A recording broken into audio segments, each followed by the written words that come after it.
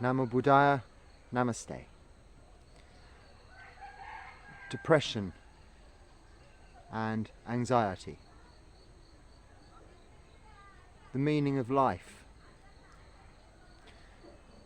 These are common questions, comments. These are real problems. These are real problems in society today, and they were real problems in society in the time of the Buddha 2,566 years ago. Even in one of our oldest and most beautiful Pali chants, we wish that all beings may be free from anxiety. So it is not a new thing. It is more known about. It is more understood through the wonders of modern communication, media, the internet, and self-help groups, organised help through our health resources of wherever we may be, mean that there is assistance. However, it doesn't always help. Depression is a very real thing. It is debilitating both mentally and physically. It can leave one with the inability to do anything about resolving the problems they have, and even with the understanding of the root cause of this depression or anxiety. And I'm pairing these two together, as they often are paired, because one can very much lead to the other, and they kind of intertwine. Depression can be as a result of anxiety, anxiety can be as a result of depression. But nevertheless, no amount of cliche meditation, or certainly not ignorant, pull yourself together, snap out of it, count your blessings, any of these nonsenses. None of this is going to help. But someone asked me, what do I do when I've lost the meaning of life? And I thought, well, there's your answer. If you've lost the meaning of life, you didn't have the meaning of life in the first place. Because to understand the meaning of life, or the fundamental faculties of existence, the pure essence of this life, is to know the truth. And when one knows the truth, this cannot be unknown. It cannot even be forgotten through physical conditions such as dementia or Alzheimer's. If it's embedded in you, the truth, the fundamental faculties of existence, that is there. This is what we develop through this Buddhist meditation practice, a deep inner wisdom of the nature of all things. And we develop that because whatever our physical or mental condition, it is unwavering, it is equanimous, it cannot be taken away. It is the one thing, along with Nibbana, our ultimate goal, that is permanent, that wisdom. All other conditioned things are impermanent, as we know, anicca, impermanent. And all other things are going to result in suffering, dukkha, which we already know if we've been watching these videos. And our inability to control our surroundings, our environment, to some extent we can, but mostly we cannot, and especially with our own physical being, we cannot determine when this heart will stop beating.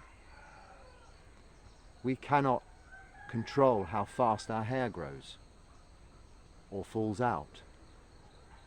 This is our body, merely a vehicle for this knowing citta, or just this conscious awareness, observer, to abide and go about our daily duties, A to B.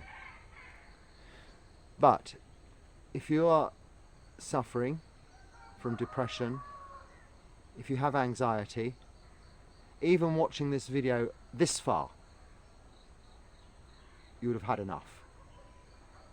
You'll be thinking, well, it's all right for him to say, I'm moving on, and you've scrolled to the next video already, but stay with it, because it's not about what I'm saying here and now.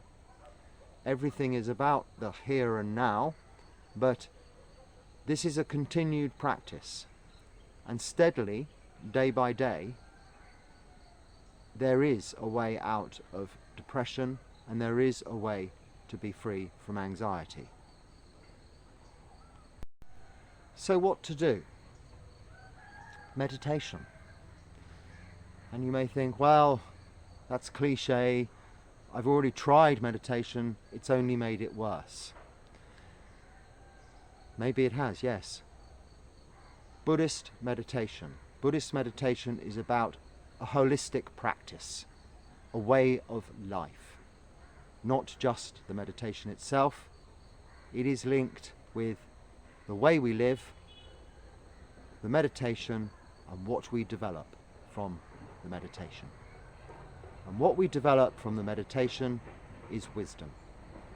And it is this wisdom which will empower you to overcome depression, will empower you to overcome anxiety. Now, this isn't a self-help natured approach of endless self-affirmation. I will be better, I am good, this and that. None of this. It isn't even a religion unless you want it to be. The Buddhist practice can also be secular. It can be, as long as adhered to, as the Buddha taught, it can be just a way of life. There is nothing to believe in. There is no one to believe. The Buddha himself said, to be tried and experienced individually by the wise. The wise being, in this case, not necessarily already enlightened, the wise being, those wise enough just to try what the Buddha suggests, or now what people who have practiced this very same way of life over 2,566 years and who have succeeded in becoming free from suffering in their lifetime, have transmitted through this lineage of the Sangha, Buddhist monks, and also the lay people. Of course, there are many more lay people than monks in the world that follow Buddhism as a practice and a way of life. It wouldn't be here today, still growing, slowly, but very strong, like a big tree. This big tree here behind me is the strongest tree in this glade of coconut palms, pan or betel nut palms and banana trees. This is the strongest tree, but it took the longest to grow here, I hazard a guess. Whereas this banana palm, which is probably weak, it's like an onion, it's got layers and layers and layers, sprung up in the last few months maybe. I'm not a botanist. But you know, in your countries, oak trees, redwoods, banyans, those substantial trees, people even worship them because of their strength and longevity. This is the Buddhist practice. So don't think of it as a religion. But if you want to think of it as a religion, you can also. That's the beauty. So this isn't a self-help group. It isn't a religion, it is just a system.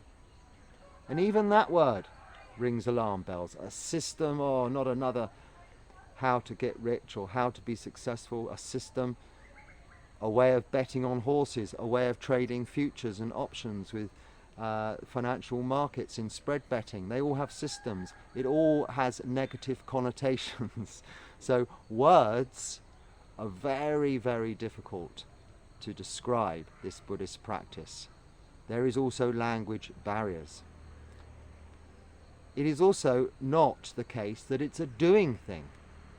You don't have to specifically go out and do anything. You merely sit and do nothing.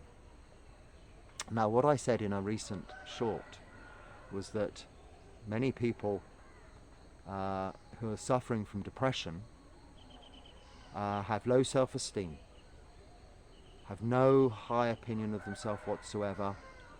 They are almost egoless, let's say. Very low opinion of themselves. And they feel this is the cause of their depression. Now, if you look at practitioners of many religions and practices of yoga and Hinduism and even the Islamic and Abrahamic faiths, to some extent, there is always there a goal of eliminating this ego, this personality view, or Sakkaya Ditthi is the Pali word in Buddhism that we use. It is the goal. And what I said, maybe rather glibly and facetiously in a short video recently, was that, well, you're depressed, you've already achieved the goal. No many hours of sitting with your legs in pain or taking ascetic practices, you're there. But you're not enjoying it, and you didn't enjoy it along the way. Now, I also said in a video, what we must do with our practice of meditation is enjoy it and not look to the goal. Because if we buy music or play music, we don't want it to end quickly. We want to enjoy it. It isn't about getting to the end. So this practice of moral virtue, meditation and developing our minds, however we are feeling physically and mentally, if we are depressed, if we can put aside and forget anything we think we know about the practice already, anything we think we know even about our own condition, for just maybe 24 hours as an experiment. If you haven't got that long, let's try it for an hour. But sit down. Sit anyhow you like. I know I'm quite firm on posture and sitting. This is for the development of samadhi and the higher jhanas. However, in this instance, we are looking to just feel better, to be free from depression, free from anxiety. And this was the Buddha's wish too. And this is all monks' wishes in their chanting. When they chant, may all beings be free from anxiety. To do this, take some time to just check in with yourself, but without effort. If you don't feel like getting dressed, brushing your hair, cleaning your teeth, I understand. But roll out of bed, get off the mattress if you can, or off the sofa, and plonk yourself on the floor, blub, blub, blub, like this. And just feel the floor. Now, you may say, oh, well, my floor's not very nice. Look, I live in this is my floor. I don't know whether you can see it. It doesn't matter. Get back to basics. Get this body, everything here you need to know. The Buddha said is in this fathom length bag of skin made bag of bones and horrible things. Everything you need to know is in here. So plonk this bag of skin on the floor, and this is where we start to meditate. You are not going to want to hear me saying just relax, think of beautiful things, breathe, watch the breath. Again, this is cliche, nonsense. You're depressed. That's just going to annoy you. It will develop anger. If you're hearing that, if you're thinking that, and that anger's development, this is where you need to bring your awareness, conscious awareness, to this anger or this anxiety. Where is it in your body? Every mental emotion has a corresponding physical feeling. Every physical feeling has a corresponding mental emotion. For example, anxiety can be felt physically around the solar plexus, the middle part of your torso here. Described as butterflies sometimes if it's nervousness, or it can be a more, piercing kind of tingly feeling that causes your breath to be slightly erratic and shallow and intermittent. This is where panic attacks can arise from and be confused with a heart attack even. And what is that? It's because you start to breathe a little bit too quickly, oversaturate with oxygen, and oxygen to burn needs carbon dioxide. So this is why they put a paper bag over here to increase the carbon dioxide, to burn the oxygen and to bring you back to equilibrium. It's a physical thing, but to us it's all mental. Now let's reverse that. Say you have a pain in your knee. That affects your mind. I don't want this pain in my knee. You develop aversion. Then what do you have? This is a second pain, an emotional pain. The second arrow. One arrow goes in the pain in the knee. The second is you digging at it like this. Oh, I don't want it, I don't want it. Rather than just saying, this is pain. It is just that. It is impermanent. It will last. It won't last forever. It will be replaced, maybe by a pain in the other knee, but it won't be there. I'm just touching here upon the basis of how this practice, can help you. I want you to, even if you're not depressed, you may not know you're depressed. I don't want to make you depressed. But you may be hiding your depression. You may have just bought a beautiful new car, got a beautiful new wife. Please reverse all the gender stuff if necessary, or take it out. I don't want to lengthen my videos by including, I get confused. I'm talking from a male point of perspective. But you may have got a new, girlfriend, a new Rolex watch, a brand new Armani suit and some crocodile shoes, and be driving around in your brand new Bentley and think you're the happiest man on the planet. Masking, distracting yourself from all that depression within. Now, I'm not trying to pull people out of their nice existences and put them into depression. I want to help you recognize the truth. Because like I said in the beginning, once you know the truth, you cannot unknow it. And then it is in this lifetime, and in fact for future, whatever that may be, and that's your choice of understanding and belief if you choose to think about what happens afterwards, after death. But in this life, we're going to get old, we're going to get sick, we're going to die. This is the truth. Everything is impermanent, even pain, and even this depression is impermanent. It won't die with you. But that doesn't mean that death is the end of depression. The end of depression is understanding, knowing what it is. Knowing that meaning of life, the fundamental faculties of existence. And knowing how you can find deep satisfaction, contentment and pleasure within the understanding of this fathom-length bag of skin, this body, through meditation, without effort, without trying. And that is what I want to show, that is what I want to convey through these videos on this channel. I am sharing with you what I've done in the past and what I continue to do in my practice these days. My environment is irrelevant. It looks a lot better than the reality. You don't have smelly vision, there's no smells coming in on here. The sounds to some extent are restricted to this mic. The bugs aren't biting you. They're certainly biting me at the moment. The temperature is, maybe you could be anywhere, but it's not going to be, it's going to be up and down, but it's very much up and down here. There's all kinds of things that I'm not necessarily needing to share with you.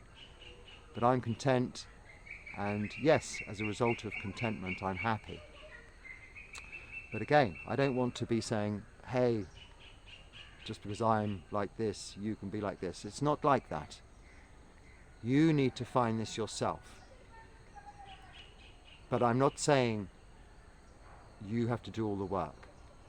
But I can show you how to just sit. You've rolled out of bed, you've rolled off of the sofa, that's all you need to do. Plonk down on this floor, feel the solidity of the ground below you. This is the first step. Even if you have to roll around a little bit on that floor, bang your head on the floor, punch your fists on the floor a little bit, scream. Feel the body on the floor. If it's cold where you are, keep warm if you can. I'm not suggesting we all take up ascetic practices. This the Buddha didn't recommend. He said come away from ascetic practices, find the middle path.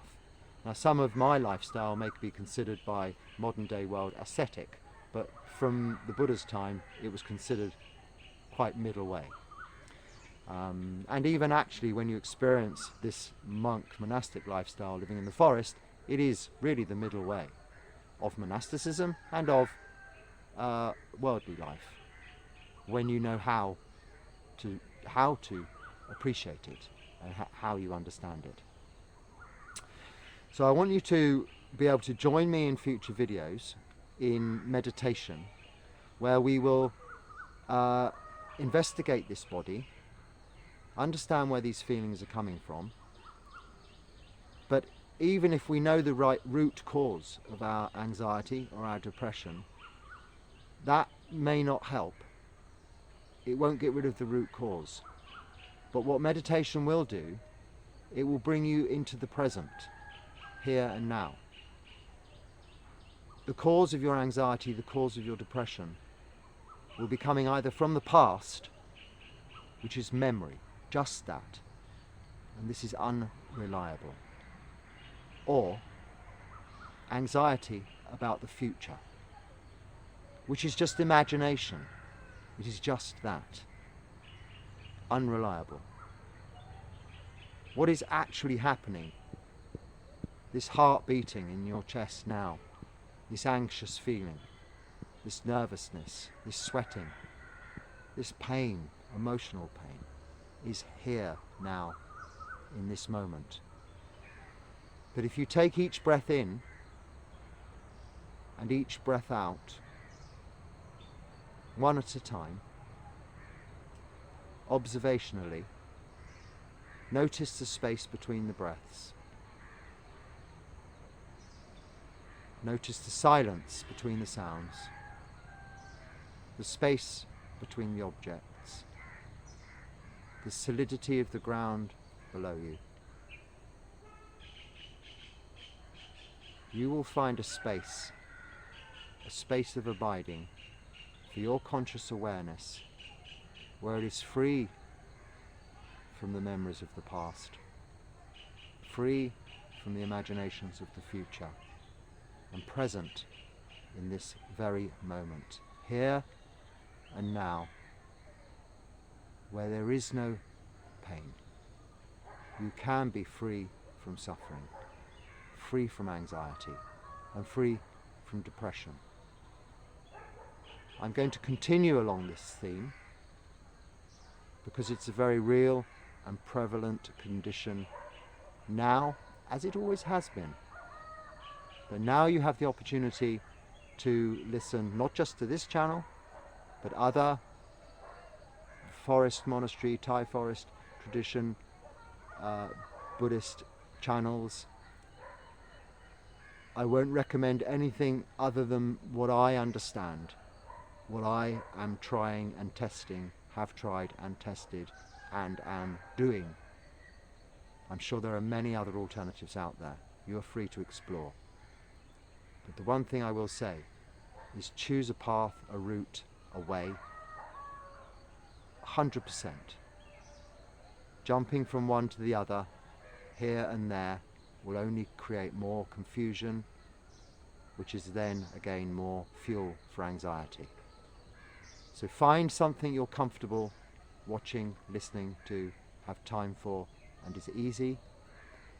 Give yourself a limit maybe of trying it for 1 month, 28 days, even 3 weeks, 2 weeks. See at the end of that time if your situation, your feelings in reality have changed. And you'll see a progression. You'll notice a difference. Then you know what you're doing is working.